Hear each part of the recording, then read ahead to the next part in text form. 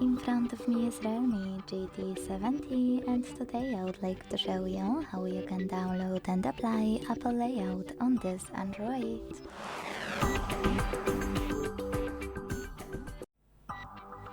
Begin by opening Play Store and downloading free app called LauncherOS from Launcher Studio.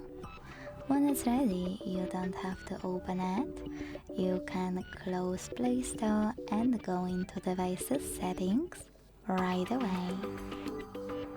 In those settings, you need to scroll down,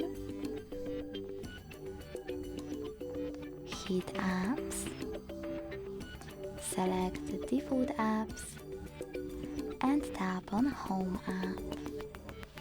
Now apply Launcher Pro by clicking on it and choosing Allow All in the pop-up. As you can see, after a couple of seconds, my launcher was successfully applied. If you want to make some changes to it, you can go into Launcher Pro app and manage all of its settings by following instructions within this app.